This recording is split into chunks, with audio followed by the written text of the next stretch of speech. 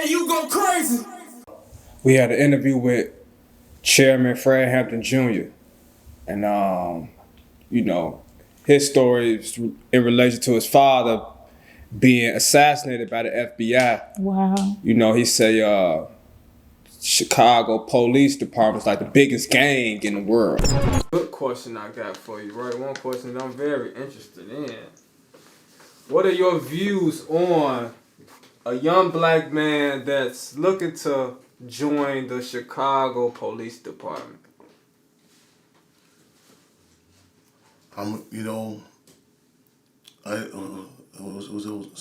People should say no to gangs, you know.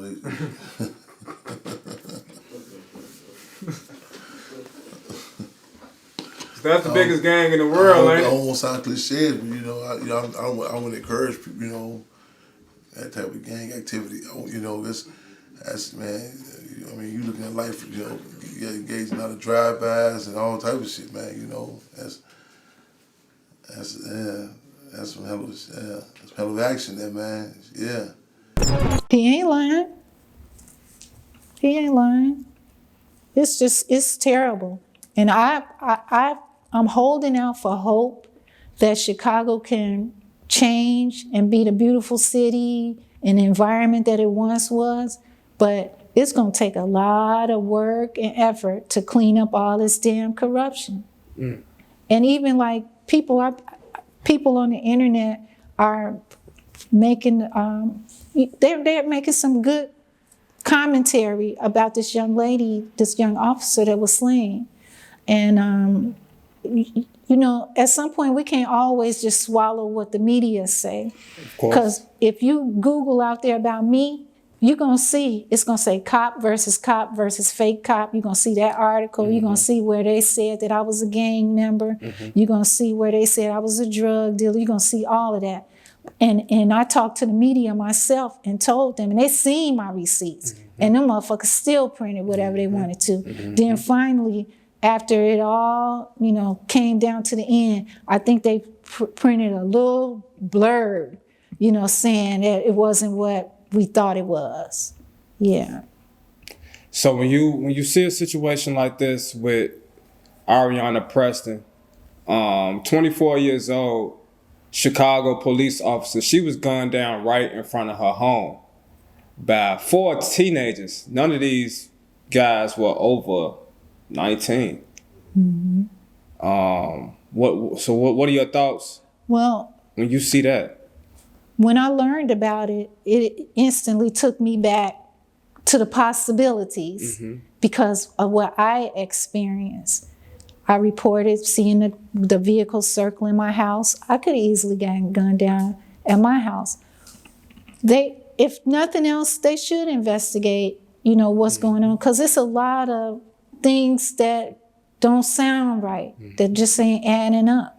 And we all know that they can put whatever spin they want to, but the truth will come out. I just pray that the truth come out and that, you know, if justice is required from an avenue or a path that put her life at risk like that, like what happened to me, I pray that she would get that justice if that's appropriate. Because I don't know what's going on, you know, what went on with that. But it just seemed too strange that... Very strange. Why would she be targeted like that? How did they get the gas so fast? Mm-hmm. And all, you know, it just, you have to question stuff because we cannot be naive to think that corruption in law enforcement does not exist. You can't be that, you know, naive. It's just impossible. And like you said, the media, they put out whatever they want. They put out whatever they want. Whoever controls the media controls the narrative. Yeah. So if they don't, you know, like the way I was on Eyewitness News and all that stuff. They never put my face out there. That I had anonymity for some reason, but my husband thing was all, they had his mug shots and all that kind of stuff. They had all his stuff out there, but I lost a lot in that situation, but I never believed that I would end my time on earth without my story being told. So for sure. I kept all my receipts all these years. It's been like 26, 27 years. You know what I'm saying? I still got all of my stuff. So that, and we got a movie script, we got a screenplay, all of that kind of stuff. Oh, yeah. And I want to meet 50 Cent. Yeah, I really like him. I think 50 he go see this interview. Oh, okay. Yeah. Yeah, he go see this. He is like my I just love him so much because I look at him as a businessman and he from the streets. And I could just relate to him. Yeah, I don't want to use the word idol. I don't idol no man, but I really admire him. Yeah, so I follow his work and all that kind of stuff. Well, we shut out in common. 50 bit. Somebody asked me the other day, who your favorite rapper all the time? I told him 50 Cent. 50, yeah. And then tweaked them out like 50. Yeah. I'm like, that's my honest answer. Yeah. But there's a couple questions I want to ask you, Rawanda. Because I mentioned the term whistleblower earlier. Yes. For the viewers that's watching it, even for myself, can you tell us what a whistleblower is? Okay. Now, a whistleblower is a person that comes forward with information, evidence of impropriety. So it's like when you see some stuff going on wrong at your job, like say you work for the tobacco industry and you see them putting extra chemical that could kill people in it and you tell on it. You know, it's that kind of thing. So a whistleblower in terms of law enforcement is the person that report the corruption. Okay. And it's easy to become, I guess, intertwined in all of the corruption because you really don't, like back then, you didn't really have a lot of oversight. So you could pull somebody over, take their drugs, keep it moving. You ain't got to go turn that shit in. It was just, it was easy to be corrupt. It was just easy. It was just a breeding ground. And so I can see now in retrospect how all of those people was involved in it. Yeah. So let me ask you this, right? With you being a former officer, nowadays, like kind of like in the rap world, snitching is popular, okay? And you know, I'm sure back in your time, the snitch and get stitches phrase was very popular, right? Yeah, they used to say that. Yeah, so can you tell us the concept of snitching as far as like police involvement? Do police like force guys to snitch or, you know, manipulate them to do that, knowing that there's consequences they'll face from the streets? Okay, let's deal with that on two aspects. You have good officers out there that are partnered with them bad officers. It should be a path where if you don't want to ride the dark wave with your corrupt partner, you should be able to get out of that or speak about it without being targeted. That's an avenue for snitching. But if you tell the way the culture is, they're gonna ostracize you. They're gonna put hits out on you and do whatever because they don't want to be exposed.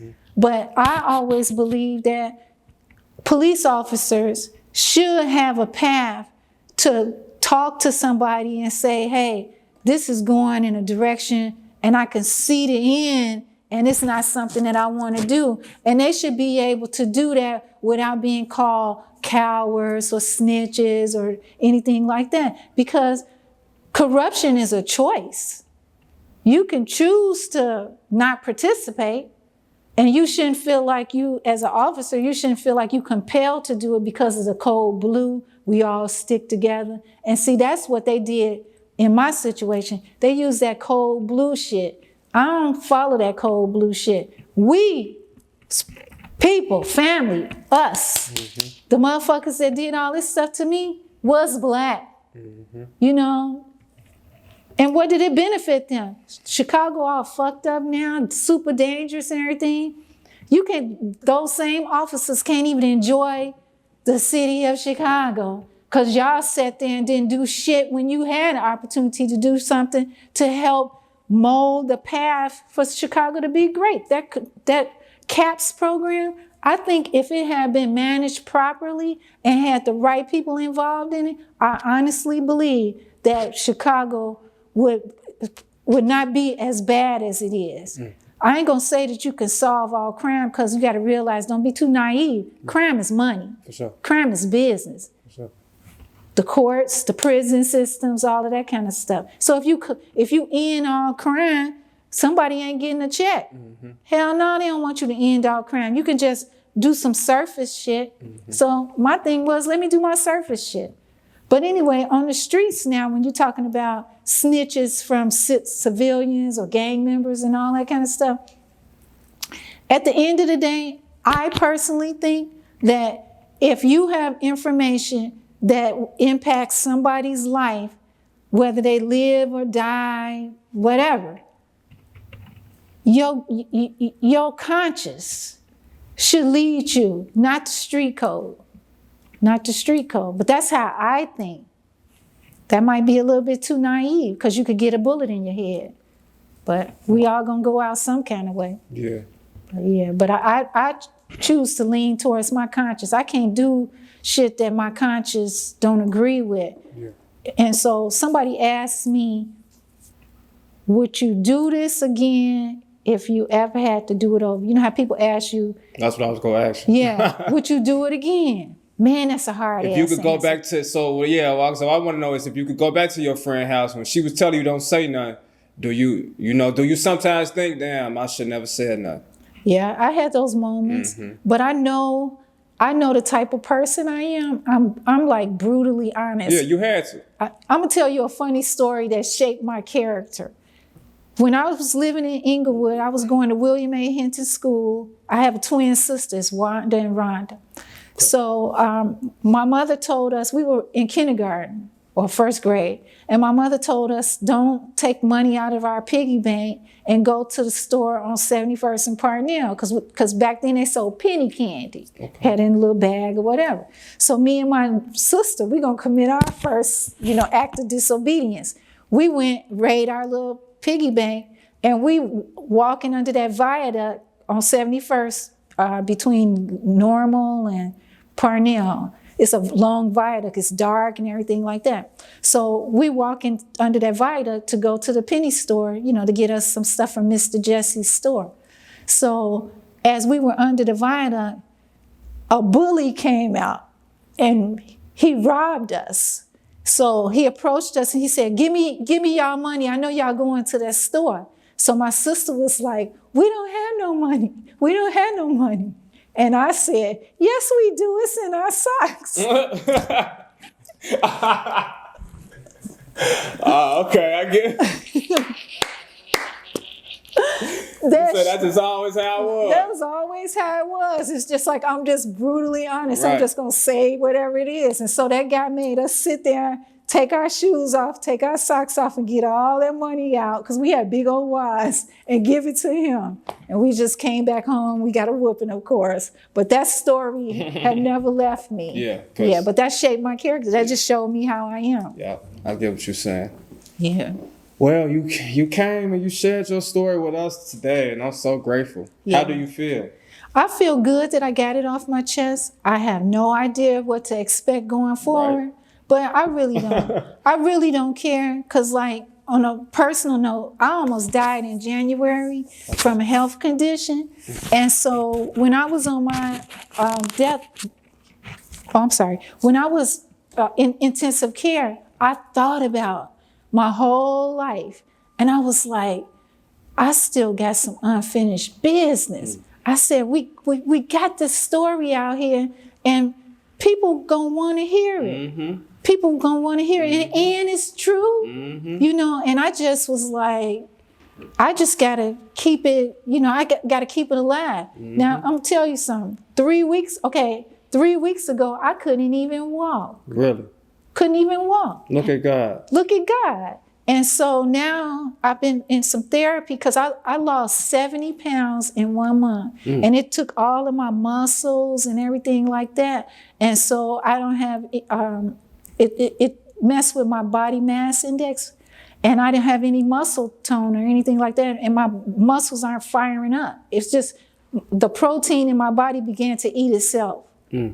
Or my body began to eat the protein itself or whatever. So anyway, my legs are just like Jell-O. And so I couldn't walk.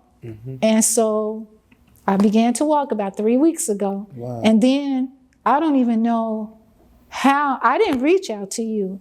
I didn't even know that my daughter, you know, was like following my life to this degree, because she never really say anything. Because she was a baby at this time, right? She was a baby. And she reached out and told you about my story. Yeah, because I was like, man, how am I going to go and tell my story, you know? I can't even sit down. I can't walk. I can't do anything or whatever. Look at God. And look at God. Ooh. Look at God. I sat on that airplane on them hard seats, because when you ain't got no booty meat, you can feel all of that metal and everything like that. And for some reason, it was not uncomfortable.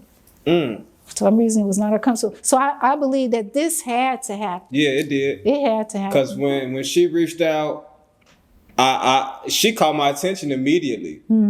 I get a lot of DMs daily, you know, but it's hers caught my attention immediately. I responded immediately, you know. And like I said in the beginning of the interview, after just talking to you for just 3 minutes on the phone, I could hear the seriousness. So when y'all said y'all was coming, I knew y'all was going to be here on time, too. And they got here on time. Because we take care of our business and everything like that. And it's just important for me to get my story out. And I remember when all of this was happening, I used to say to myself, one day they're going to make a movie about my life. And I didn't think it was going to take, you know, this long, but we've been in preparations. We got the script, it's all copyright and all that kind of stuff. That's what's up. And I've been working on the book and everything like that. And that's just a goal that I'm going to set for myself, to put everything out there so that when I'm long gone, maybe some other officer, you know, could benefit from my story or whatever, because it's really a story of strength. I'm the type of person, if my car break down, I'm gonna be crying when the tow truck driver come. I'm like, oh, because I hate breaking down. But when this stuff happened to me, I didn't shed one tear. And I mean, they was like, you know how you see on TV when they had you in the room with the light and they interrogating you? They was knocking over typewriters and shit. You lying, bitch, you lying. And I just wouldn't. I'd just be sitting there and I just wouldn't break. I wouldn't break. They had put devices on our cars, and so on my Benz, they had a tracking device on it, so they were showing up everywhere I was going when like after the shootout, before I got terminated the following year, they would just be following me everywhere. Okay, so after the shootout, you was still working for the police? Okay, what happens is if you are involved in any kind of incident or shootout or whatever, you have rights, and so they take away your police authority on the street and put you in a punishment unit. And while you're in the punishment unit, they're adjudicating your case. And so in my case, it was being investigated by internal affairs. The thing that was wrong with all of this, the police that were involved, the officer that was involved in the shooting with me was an internal affairs officer, right?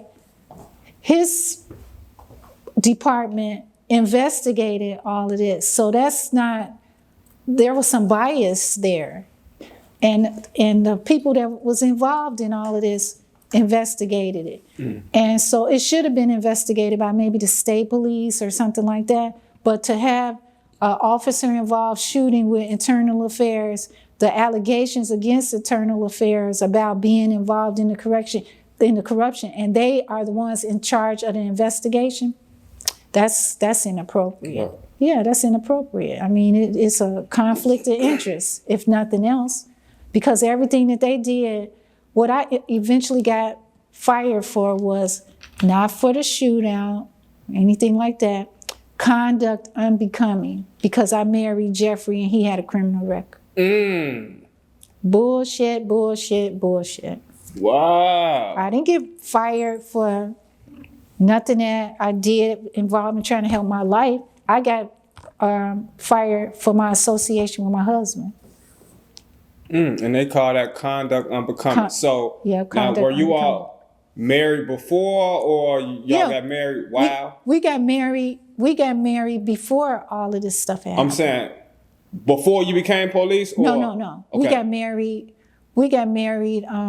But it was before the situation. Before the situation. We had only been married maybe 2 years. Okay. When all of this stuff happened. Right. Yeah, but like I said, he did 4 years and everything, and it just didn't work out after that. You know, we weren't able to sustain with all of that stuff going on and everything like that. But like I said, they tried their best to either kill me or put me in prison, and it just didn't work. And I know other officers that were whistleblowers or whatever at Inglewood District, and they were treated the same path that I went through. Yep. Wow. Yeah, I wasn't the only one. One of my friends, a car actually tried to run him down the sidewalk. Yeah, and it was these same people. Yeah. It's crazy. I've heard somebody say, man, it don't be the white people doing this to us. It be us doing it to each other. Yeah. Our own kind. Yeah, and it was like a lot of jealousy. It was a lot of jealousy back then. Like, people just, be jealous and haters or whatever. And like when we would have those community meetings, the community was really feeling me and I was feeling them. And the other officers, because they didn't have that rapport, they would be jealous. I'm gonna tell you, I'm so good with people and young gang members and things like that. When I was a police officer, they would have these big fights at Robeson High School, and I would be able to go up there, talk to the gang members on both sides, GDs and BDs, and be able to get them to calm down and stuff like that. When their friends just got shot up or whatever, and they wilding all out, I would be out there in the crowd, out of the squad car. You get what I'm saying? Mm-hmm. Trying to relate to them, hugging them, because it's painful. We would see death almost every day. And so these young men, they got to process all of that kind of stuff. And so I had developed a real good rapport with the gangs on my beat. And it wasn't because, it wasn't because they feared me or anything like that. It was just some other kind of level or whatever. Because they would come up to me while I would be sitting on the corner preventing their drug sales. They'll say, Mary J., we rented this spot. You taking our money? We done already paid rent for this motherfucker. Move your car. And I wouldn't move it. Now, did you catch what I just said? Say it again. They rented the motherfucking corner. Who you rented from? Right. Who you rented from? Right. Who the fuck you rented from? They renting out spots on my beat. I don't know nothing about that. Dang, that's crazy. So I'm sitting there, these little young homies coming there. You know how they be riding them bikes and they got their hat turned like what you doing? They paddling and everything. They sitting right there on the side of me. Got a piece right there on me. Got a piece on me. And for some reason, it just never happened. But yeah, Mary J., get off our spot. I'm like, no, y'all ain't selling no drugs over here. Why? I say, I get off in 2 hours.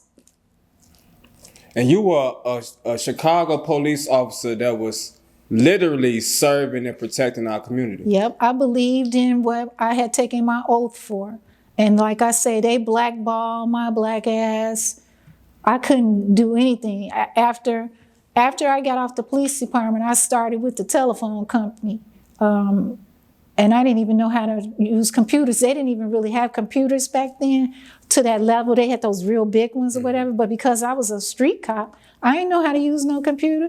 Shoot, when I went to that interview with Ameritech, I lied. I was like, yeah, I know how to use a computer because shit, I need a paycheck. My husband in jail. I got this baby right here. And the police department was so strategic. When I got pregnant, me and Jeff had a child in the midst of all of this. So she was born a year after the shootout. Okay. And so they waited 2 weeks after I had her to fire me and take away my health benefits. I pulled my black ass up to the public aid office. When nothing, it was only one parking space at the place. Here I am in a brand new Benz, parking at the public aid office to go in there and get some food stamps and some medical coverage for my daughter. Wow. See, I'm not too proud, you know what I'm saying? I'm a victor. Yeah. So whatever the situation is, I'm gonna do whatever it is I need to do. DJ, you go crazy.